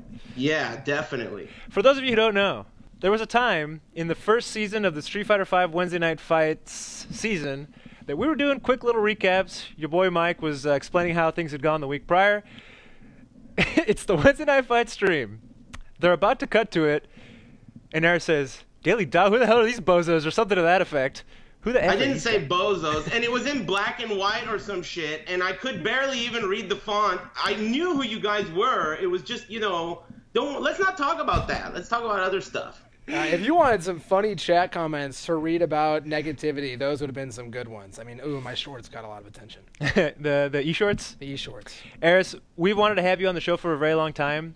We have the tendency to book people who just won a tournament the weekend prior, and that sometimes precludes us from getting to talk to some of the personalities that I think are relevant and worthy to talk to and probably get good conversation out of. So we're very happy that you're on the show now. Sure, thanks for having me, man. So, again, as I alluded to earlier on the show, when some people hear the name Aris, they immediately think of this quote-unquote ancient history, which was what happened on Cross Assault. And the reason why I bring it up because there's been an arc, right? From hated to beloved, potentially? I don't know. You'd have to do a straw poll on that. I don't really think about it too much. If you start or if you ever spend any time on the hated part of that story arc, you probably would know that you should stop giving a shit about what people say, you know? So, yeah, definitely. It was definitely a big event for sure in my life. So, again, I asked you. You said it was fine. We could talk about it. Yeah, of course. It's in the context of the evolution of Sure, Aris to a yeah. degree, right? And that would be there was a Cross Assault event, which was a Street Fighter Cross Tekken promotional reality TV, who knows what. I'm really not entirely sure whose idea that was, maybe Matt Dahlgren. There was an incident on that show. People claimed sexual harassment. You told me you did your penance, and you're better for it, and you learned a lesson, and you hope others do. Am I characterizing that right, and could you elaborate? Well, I mean, more or less, you know, this is the real world, and people make mistakes no matter what you do, whether you're trying to be a great Street Fighter player or if you're at work or whatever, you have to make mistakes in order to, you know, become better at whatever you're doing. I think that in that case, I made a pretty big mistake, obviously, and I think I paid for it in a lot of ways, but if I'm to go on in any capacity, I have to see that as a learning experience. And I think that I learned a shitload from that. I learned a lot about how to be in front of people, how people can perceive you, how to behave in front of people, you know, and, you know, I still like to joke around and I still say all kinds of curse words and stuff, but, you know, you move on and you learn, and if you can't do the time, don't do the crime. It rhymes for a reason, you know? So, yeah, I learned a lot. And I also think that I would like to think that a lot of other people learned a lot from my mistakes. In fact, who knows who would have been the one that everyone had to learn from had it not been me, right? And that person could have been a real asshole in the end. It could have been someone who was a real, you know, a jerk off, or someone who's really not a good person. I personally feel like I'm a great person. I feel like $100. I sleep like a baby at night, and I really feel that way genuinely. You know, I don't do it. I've never been arrested, et cetera, right? You know, so yeah, I fucked up pretty bad that time, but I feel like I learned a lot from it, and I learned so much, in fact, that now, you know, I'm in front of a camera over 40 hours a week, and I've never been happier in my entire life. So yeah, it's a big part of my life for sure. Mm-hmm. Now, the incident in reference was obviously with, you know, Miranda Supriyan. I think a lot of people wonder Have you spoken much since then? What's your relationship since then? And, has that ship sailed? How are things going with that? Yeah, I was friends with her before that, and I was friends with her after that, and I officially, in fact, that Strong Style, shout outs to the NorCal Tekken guys, I formally apologized to her, and we had a nice slow motion embrace at Strong Style. She's totally cool. She's on Team Mad Cats. Okay, so I wanted to bring that Team Mad Cats. Yeah, I mean, dang, I'm just gonna sail right by that. But yeah. The idea being, okay, coming from a place like that, where you might think, man, he's done. We were doing block grab earlier. That's a block, right? To now, I watch your stream and it's highly entertaining. And I was surprised. I'm not trying to just put your business in the streets, but I watched for a solid hour, and you got at least $50 in that 1 hour. People donating money to you, and you're genuinely. If I didn't know you from the FGC, I would just assume you were some pro streamer. You're that good Thanks. at it. That's really nice of you to say. Now, what I find interesting is, I don't know if I would have the balls to go full-time streamer. That takes some guts. That's a scary proposition to me. If somebody says, quit your job, be a streamer full-time. How did you arrive at that decision? Well, I mean, there's a lot to that, right? I mean, can you do the job if you can even get the job, right? But I've never really been a big fan of jobs, and I say that all the time. I don't like the idea. I think that finding a job is a lot of the time harder work than the job once you acquire it. Finding a good job is difficult, and a lot of the time getting a good job is kind of there's a lot to it that I was never really attracted to. I worked at a library for 6 years, and it was kind of a grown-up job and everything. But, I just always was really attracted to streaming. I think it's a really interesting idea, and I never felt like it's something that I couldn't do. And when I turned 30 years old, I kind of was thinking to myself, man, you're going to have to start liking jobs soon, or you're going to be a real fuck-up. And I thought to myself, you know what? If you're going to be a fuck up like a man, and fucking be a fuck up for 40 hours a week, every week. And, people will appreciate it. And when I started, it was tough, right? I mean, I didn't have any money. I spent, I used my credit card for everything. I went in credit debt, but that's how it is, right? You gotta be battle hardened, right? No matter what you do, you gotta make some sacrifices and stuff. And in the end, I honestly feel like I've never been happier in my entire life. Praise be to Umbasa that people appreciate my stream enough to support it. With these people go to work and they do the shit that I am so grateful I don't have to do, and they support my stream with the money they earn doing it. So yeah, I'm super grateful and I'm super lucky. And it's like I've always thought I was lucky, and that's part of the reason why when something really unlucky / something you do that's a big mistake happens to you, I feel like the confidence that I'm a very lucky person allows me to take that negative thing and take the positive out of it, so I can move forward with my bonus luck, right? I got to move forward with it, right? So yeah, that's kind of how I feel about it. As some background for the presumably few people who don't know who you are or don't watch your stream on this show, what do you stream particularly, and how does it relate to fighting games, and what's your history as a fighting game player? Well, history as a fighting game player, when people ask that in interviews, I really don't like it when the interviewee responds with some story about a pizza shop. I don't think anyone gives a shit about a pizza parlor or a bowling alley. I started competing in 2003. So that's when I started competing. And back then, people were already making fun of Alex Valle for being old. I'm not even kidding you. When I started going to Southern Hills Golfland, they were already making fun of him. So yeah, I've been around for a while. It's just that in like 2008, when Street Fighter started to really pick up, I had a lot of close friends in the Street Fighter scene, and I always really loved Street Fighter as a side game. So I really admired people like Lord Haunts. He started I Play Winner. And then Markman, he had SD Tekken, and there was all these different websites out there. And I really admired them all. So I started a website with my friend Dan, avoidingthepuddle.com. And then from there, started the Twitch channel, YouTube channel, and thankfully someone likes my shit. Avoiding the Puddle, just a quick tangent. Where'd you come up with that name, and what does it mean? Okay, Avoiding the Puddle is Yoshimitsu's up forward 4. And the way I came up with that, it's a jump kick. It's a move from Tekken and Soul Calibur. And the way I came up with that is when I was trying to think of a name, I was thinking about all the successful people out there, and Gutex and Mike Ross, they just randomly picked Cross Counter. And I was like, Cross Counter? What the hell does that have to do with anything? So I started thinking about move names, and I settled with my favorite move name, which was Avoiding the Puddle. So yeah, that's how I came up with it. They have been an inspiration in many ways, Lord Gutex and Lord Mike Ross. Yeah, tell me about it. Those guys have really made a name for themselves, as have you in your own right. Streaming as a career is one thing. I'm glad to hear it's working out for you. That's not the only thing you do. And before we get to commentary, I was talking to you about SoCal Regionals, where you were doing the post-match and pre-match interviews and that kind of good stuff.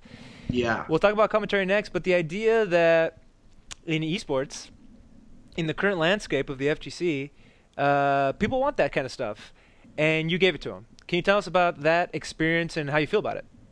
Well, it was Vaya's idea. I would have never thought in a million years that I would host something like that and do something like that. But it was his idea, and, it worked out well. I was kind of spooked about it personally. But, I thought to myself, if you could do this, then you could do lots more stuff that you maybe didn't think you could do, right? It's a lot harder to do something like that than just wear a headset and commentate on a match. So, yeah, it was cool.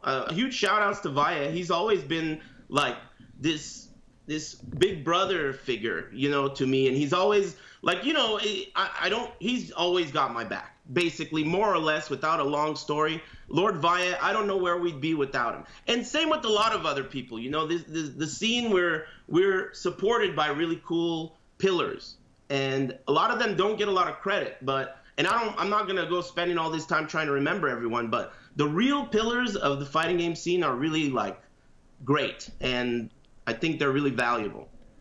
Shout out to Oxby. He also has given us a lot of love and support. He's like, hey, you guys are new. How can I help, basically, is what he said. And that's why we did the Wednesday night recaps that you shit all over. Just teasing, Aris. Commentary. EVO 2016, the biggest stage Mortal Kombat potentially has seen, although you could probably argue that. You were commentating. How do you feel about commentary, man? I mean, in general or at EVO? At EVO, it was a totally different story. And I think Ultra David, who was my partner, I've heard him talk about it since, and he shared the sentiment. It was definitely a intimidating experience. And why yeah, intimidating? It was amazing, right? Why I mean, it was a huge arena, and there was nothing separating us from the feeling of excitement in the room. It was right there. There was no separate room. So when people got excited or yelled, I mean, we could feel the vibration in the room. So wow. Yeah, it was very intimidating for sure. That's awesome. What are some of your philosophies on commentary? There's a lot of different styles out there, for sure. Yeah. Well, my commentary heroes are Dr. Sub-Zero, John D. Rockefeller, and Dogface. These two guys, the reason, way before I ever even commentated, I was downloading these guys doing Ranbats from Family Fun Arcade. I was downloading the videos, and I didn't even play the games. I just downloaded the videos because I felt like these guys made me want to be there. They made me want to play the game, even if I didn't care about it, right? And that's really what I always try to think about. When I'm doing commentary, I feel like I'm there as someone who's supposed to make people want to be there. And that's really what my goal is. I want people to have fun more than anything, and that's why I think people invite me to do commentary for lots of different games, because it doesn't really matter what I'm watching. If I'm having fun, I think I can help other people have fun watching it too. Speaking of other games, why do you think that more people don't play games like Tekken and Soul Calibur and that, like the Namco type games?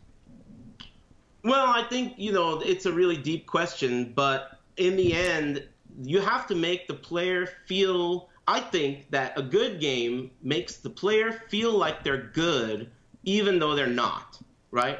And I think Street Fighter 4 which really started this all, right, was the first game that really made someone who sucks feel like they're great. And I saw this firsthand when a friend of mine's brother was sitting there talking about how great he is, but he doesn't know I'm in the scene, you know? And I'm watching him play, and he's sitting here he's trash, right? But he's talking about how great he is and how he's super good. So that's really what it is.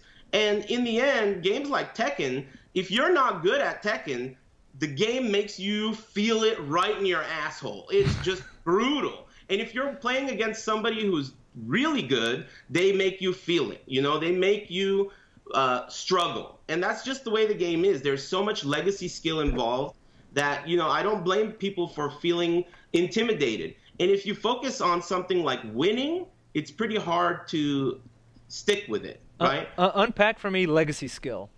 Legacy skill as in, like, you know, if I've been playing Tekken since Tekken 3, I'm going to have a way better chance at beating you in Tekken 7 than any legacy skill, the skill that carries over from different titles. And Tekken specifically is a very movement-heavy game. And the longer you've playing and the longer you've been playing and the more you've been practicing, the better you're going to be. It's just a simple matter of mileage, right? Mm-hmm. So it's really hard for a new player to catch up. You have to be an extra special, really, really talented player to right off the bat catch up in just one game, you know? How do you feel about Tekken 7? Well, I feel like it's not done yet. And I feel like so far so good. There have been some hiccups. There have been some things that I don't love. But I'm really optimistic that the final product is going to be something that people will really enjoy. If there's one thing I think the Tekken team does well, it's refine a product. And when they release it, it's something that they don't need to mess with after it's been released. And I think that that's been proven a bunch of times. So, you know, I'm confident that the product they make will be something that's ready to be consumed. And, you know, especially when you look at some games in recent history, a more complete product might be something that the consumer is looking for right now. At least I hope, you know, so we'll see what happens. But the game looks great so far, and every time I play it, it's like I wish that it was out. That's really the worst thing about Tekken 7. It's just not out here, and that's it. Now, as someone who has zero history in 3D games, I've heard it parroted over and over again that Tekken 7 is supposed to be easier to get into. Now, obviously, it's a Tekken game. It's going to be hard. Do you think that holds true? Do you think that having a Kuma in the game will get people to play it? I mean, what are your thoughts on perhaps growing the Tekken scene with Tekken 7? There's two ways to look at it. The first way to look at it is the game more friendly to new players, brand new players, right? And I think it's more friendly. They have taken some of the most difficult aspects of the game and kind of made them a little bit easier, like throw breaking and things like that. Also, getting off the ground has been made a little bit more like, you know, it's counterintuitive to you that you should not hold back when you're on the ground, right? Back is like a safe direction to hold. But historically in Tekken, if you hold back on the ground, it's the worst choice. So now, for a new player, holding back off the ground is a very good choice now. But it's still extremely legacy heavy. And, you know, a good Tekken player is going to be a good Tekken player in the end. Now, if you look at it from the other angle, a Street Fighter player, like someone who is very familiar with Street Fighter 4 specifically, I think can hit the ground running with Akuma. And I've seen it. I didn't believe it, but I've seen it happen multiple times already. You talking about Punko? Not only, no, Punko, that guy, he's a cheater. I'm telling you, that guy, let's not even forget him. I'm talking about people who barely even got their hands on the game. People like Gllty, right? I saw him doing combos with Akuma in first or second try that you could not teach him a combo with any other character in the game that he could do in like 40 tries, right? But he did this Akuma combo second try. So that says a lot to the design of the character, I think. We have a question from the chat for you. This is Jaeger1989. Ask Aris how he feels about a possible Soul Calibur 6. I mean, of course, you know, I'm excited. My favorite Soul Calibur game is also the game that I have historically have done the best at, and it's Soul Calibur 2. But I still support the series, and in Soul Calibur 5, even though I wasn't that great at it, I still really like the game. So yeah, of course, it's, you know, Let's make it happen. I love 3D games. In fact, I'm getting so tired of these. People are telling me KOF is coming out, right? Are you going to play it? And I want to play it, but I'm just so sick of anti-airs and cross-ups. Let me get some 3D games, you know? Let me get some Virtua Fighter or, you know, Soul Calibur. So, yeah, I mean, I love fighting games, but I miss having more options for 3D fighting games. So let's do a little bit of a rapid fire with the option for follow-ups. Favorite game to play, fighting game? To play right now? Right now, if you were like, damn, if I was stranded on an island. Soul Calibur 2? Yeah. Okay. Favorite game to commentate? Ooh, that's really tough. Tekken 7's really good. Street Fighter's really good. Mortal Kombat's really good. Any fighting game where the players are trying their hearts out, then it's good.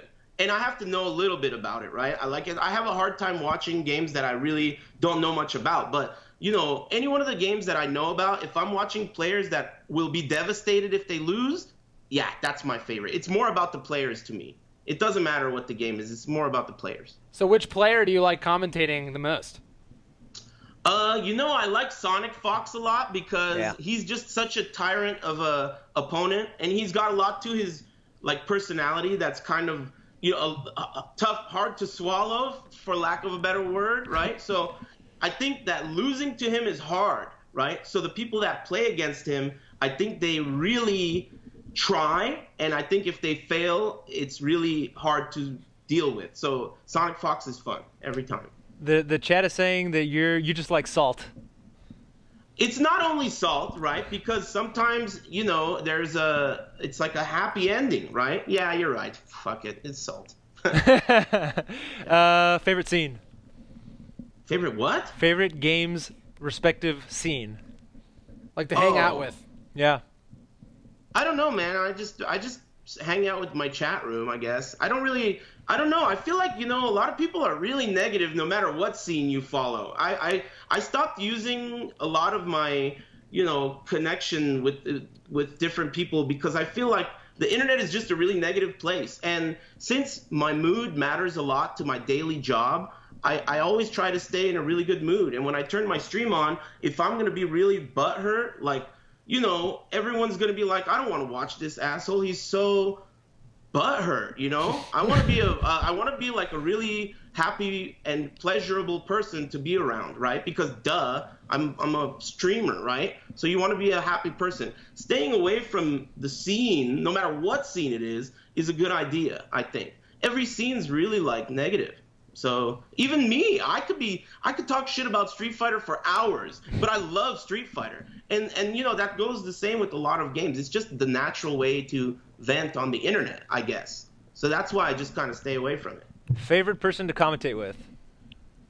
Jesus. I don't know, man. KO Police? Yeah, Ever? That was definitely a memorable one. Yeah, for sure. She's great. Or, yeah, David or Markman or Rip or, you know, anyone that knows me well and isn't weird. Sure. How do you define weird? You know, some people can't really roll with the punches. Some people kind of get like, you know, they'll hear something, right, and I'll say something, right? Like, I'll call Chun-Li's, you know, bird kick, I'll call it an upside-down helicopter kick, right? And if the guy can't roll with that and be like, oh, yeah, that's a bird kick, no big deal, and they just get hung up on what I'm talking about, it's like, you know, whatever. Get it together, bro. Move on. I'm just talking shit. You know what I mean? Be a professional. Yeah, I mean, more or less. You know, I think the people who are the best, you know, by my side on the commentary booth are the people that understand that you got to just let it go and move on, you know, like, whether it's a good joke or a bad joke, just move to the next one. And I think rolling with the punches is important. Aris, your streaming career, as I said, as we've been talking about, is off to a good start. Looks like your fan base is strong and growing. I saw those donations you were getting, and I was like, dang, how do I get in on that? Tournaments. Are you going to keep competing when Tekken 7 comes out? Are you transitioning away from competition? Everyone always asks that, and I don't really think about it too much. The real truth is I do what really makes me feel like happy, right? So I don't really play something if I don't feel like playing it, and that's going to go with anything, right? But so let's say a game comes out and it really compels me to play it. Of course, yeah, I'll play it. And if it compels me enough to really want to play it, yeah, of course I'll compete. But I have to really be realistic in the end. I never paid a single bill in my life winning tournaments, right? The most cash I ever won at a tournament's like $2,000, right? Maybe $2,500. That's like, right? You can't make a career off of that, right? And at this juncture, I don't know what sponsor is going to want to touch me, right? So I got to get sponsored by the internet, right? And thankfully, the internet, I'm grateful about that. I consider myself very, very lucky. And, I try and just focus on that. Focus on, how grateful I am for where I've gotten, Aris, is there anything we didn't ask you about that you want to talk about? You guys forgive me for forgetting who you were? I don't know, man. Mike? I wanted to settle this with a duel. You got so lucky, man. I know you got so lucky those servers are down. I wanted to settle this with a duel, and I wanted to put stipulations on it, but we'll save it for another show maybe. Because I see big things happening for your stream in general. It's really entertaining to watch. So sure you'll be back, and we'd be glad to have you back. Aris, I really appreciate it, guys. Aris, I want to tell you that I appreciate you coming on the show, man. We've wanted to have you on the show for a long time. Thank you for accepting the invitation. For sure. Thanks very much, guys. Before you go, where can we see your stream? Where can we follow you? Obviously, your Twitter handle's been up on the screen this entire time. Tell us all about it. I stream all the time on Twitch at Avoiding the Puddle. It's Yoshi's Up Forward 4. All right, man. Aris, again, thank you so much, man. Take it easy, guys. Later, dude. All right.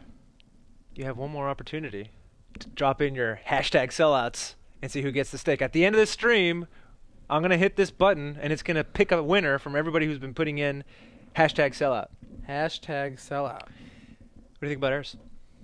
I think Aris is great. I think the thing that resonates the most with me out of that interview, and as someone who's done some commentary, is, making people have fun with the game is way more important than making people remember what move someone did. Yeah. And that's 100% true. And, sometimes that is a tool for making people have fun with the game. If you can explain what's going on and help them learn it and help them pick up the game and enjoy it and understand what's going on, then, yeah, that'll help them have fun. But, a lot of people are going to have fun listening and seeing the salt and listening to the hype. So, you definitely have to have a balance of both. Mm-hmm. And being a walking, talking encyclopedia is not the way you do that. And he's definitely a knowledgeable fighting game player too, so he's got that going for him as well. There's a very random aspect about the way Aris carries himself that I find particularly cool, and this is such a random thing that he says words in Spanish, muchacho, amigo, enemigo, all that stuff. I asked him, I was like, dude, do you speak Spanish? He's like, no, but I grew up in the neighborhood. For some reason, that just tickles me, and I appreciate it as a native Spanish speaker. You're talking about showing people the game and how important that is. Oh, yeah. And making it entertaining. Not too long ago, a couple episodes back, we had Flash on. You got a set with him. I think Gllty had just come out. Yeah, just come out. And you hit him with the boom loops. Hit him with the boom loops. You're gonna we can't do a set. Obviously, we couldn't play with Gllty. We can't play with Aris because the servers are down because Capcom hates us on this show. But you're still gonna show us something, of course, and you're gonna do it on the drone.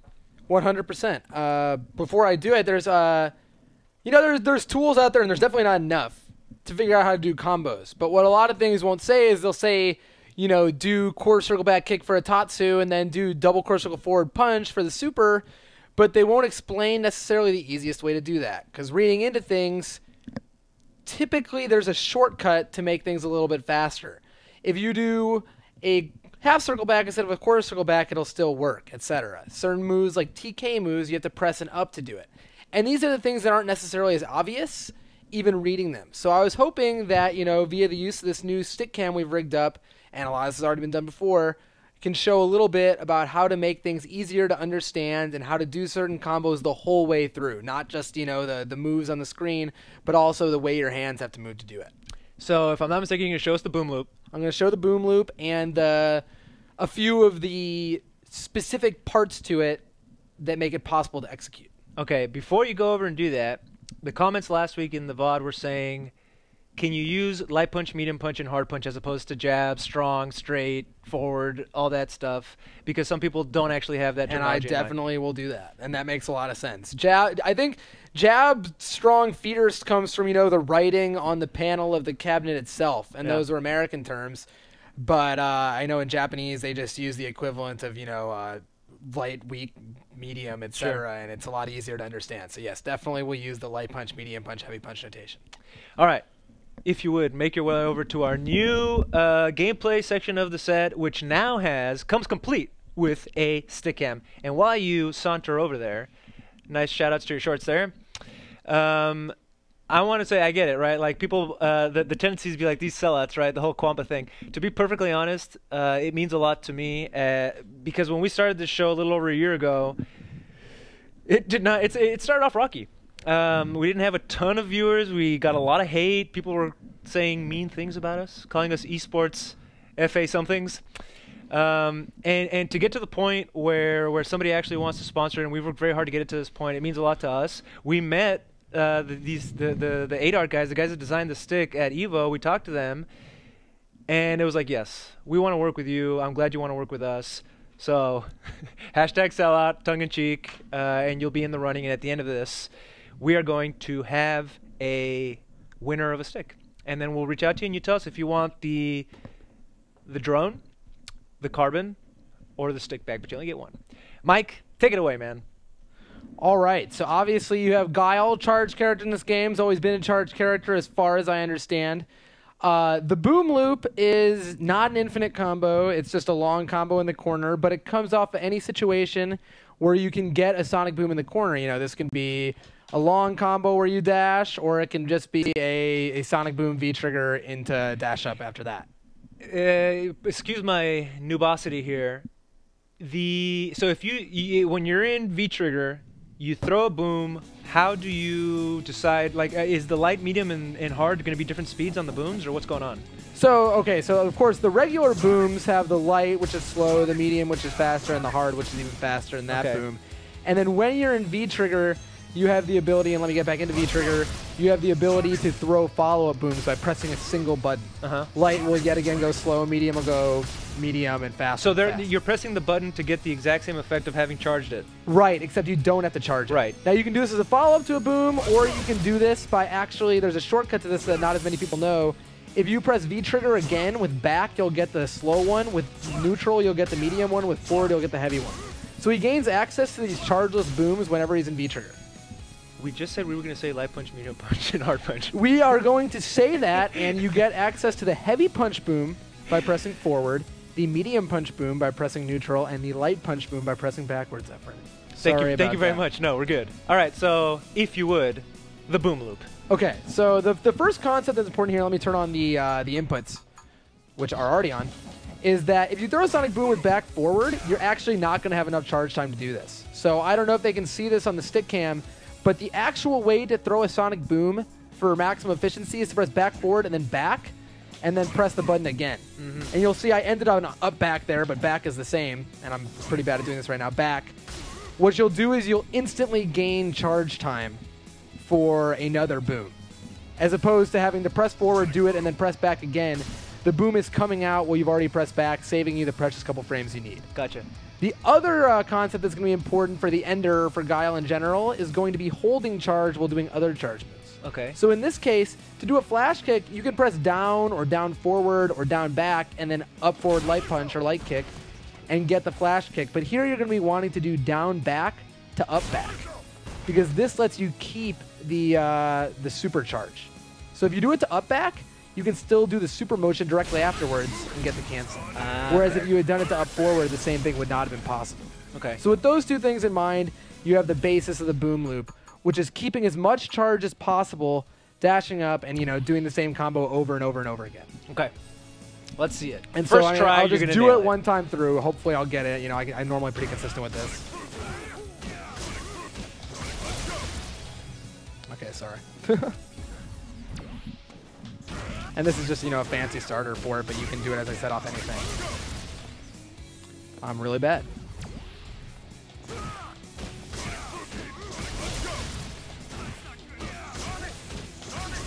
and you continue to loop it from there.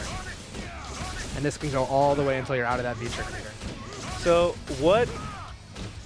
Because at one point you're throwing the 2 booms in a row. Which ones are you throwing? So for the entire combo, you're going to be doing the medium punch boom. Okay. That makes it easier. As the regular boom. Okay. And then you follow up after the second boom with the light punch follow-up. So you do medium punch charge boom into light punch follow-up boom. Okay. So medium, light, and you're only doing one motion. And then you dash in. And then after you dash throw the light. in and do it again. Okay. So the loop itself is stand fierce, down back medium punch. You're already charging before you start the sonic boom. Stand fierce, and you can't do back fierce. That's the other hard part of the combo. If you hold back fierce for the charge, you'll get this move. So you need to do stand fierce, immediately start charging down back, and then sonic boom with forward back. And then you just repeat the sonic boom motion again, and then you V-trigger, dash up, and repeat it over and over and over and over again. Well, there you go. It would be infinite if the meter was infinite. It would be infinite if the meter was infinite. The things you can do after that are pretty much numerous. You can go for a reset, you know, like sometimes people, instead of throwing medium light punch, will throw medium light punch, and then go in for a low overhead kind of situation. They'll go for a throw to gain the stun and reset, or they'll just end it in the super. And ending in super in this game is really, really good because it scales higher than other things. So even after that really long combo, and we'll see if I can get the whole thing, the super is still going to do a big chunk of damage.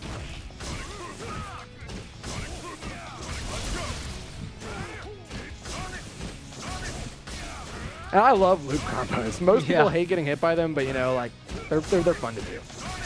So like here, you can end it in a variety of ways. I know Chris G just does down medium punch and then super right after, and those will do a certain minimum amount of scaling. So it'll always do over 100 damage at the end, no matter how long the combo is. Does this appeal to your Marvel? You know, like the long combos? It's the most Marvel-y combo in the game, probably. And sorry, I've been dropping it. I do not play Guile at all anymore. Yeah. I think Guile's really weak in this game. If anyone wants to know, I think he's definitely in the bottom portion of the cast. But boom loops are fun. But boom loops are really fun, and Guile in general in this game is really fun. I wish he was better outside the corner.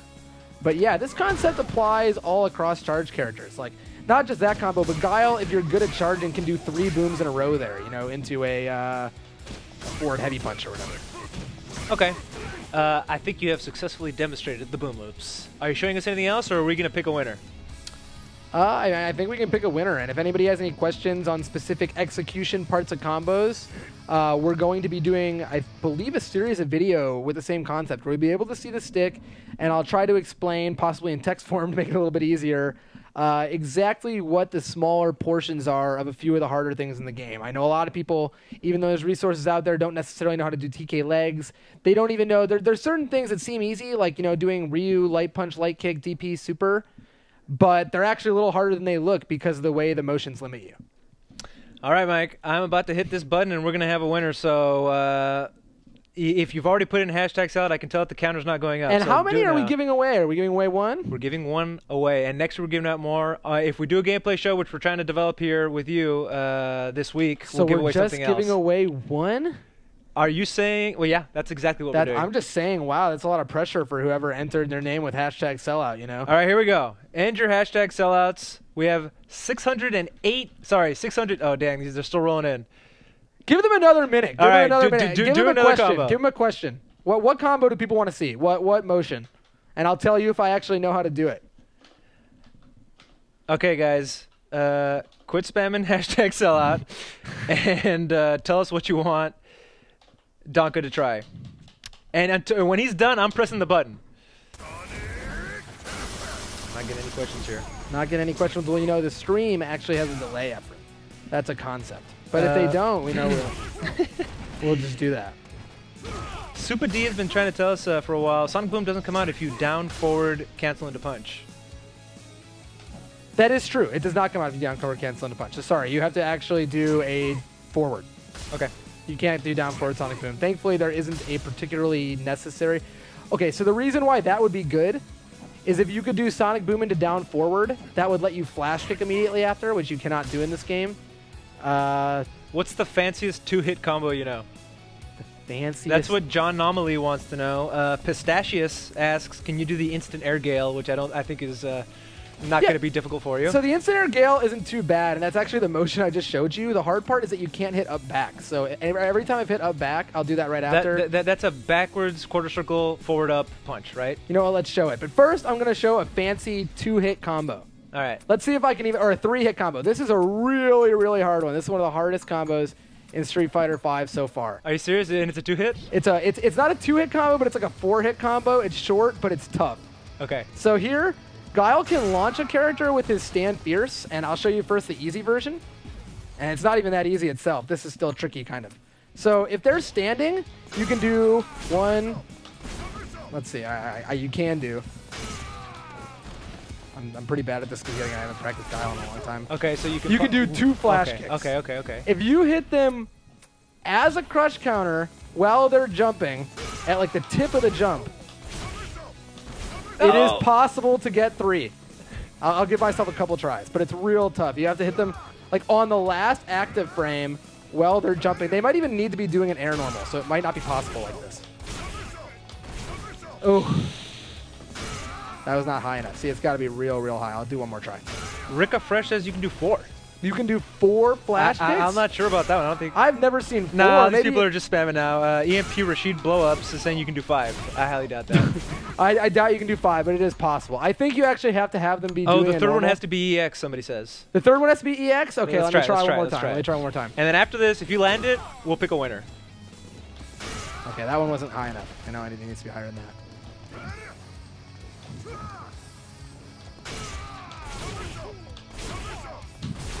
No, it's real hard, and it has to be a very, very specific All right, but here that we would go. be the fanciest I know.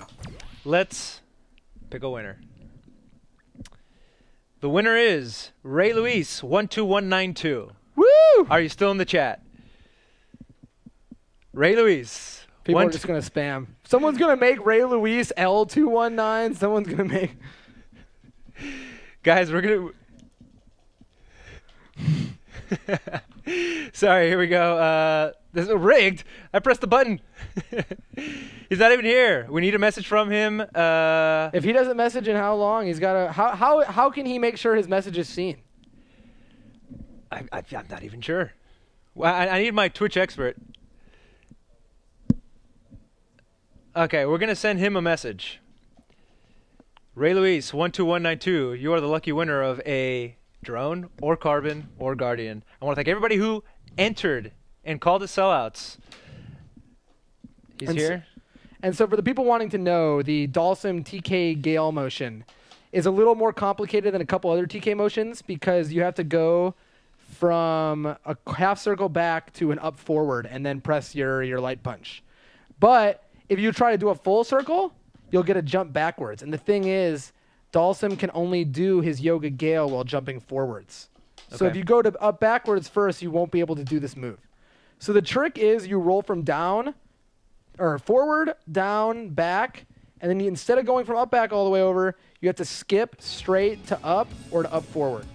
And so the whole motion looks like that. And you can see there is no up back on the input display, only up into up forward. And that is how you do Dalsum's TK Gale. And that's his best throw bait tool, frankly, because his back walk speed's so bad, he'll just get thrown if he tries to do it most of the time. But yeah, definitely not a Dalsum player. Definitely would whiff this a lot of times if I tried it.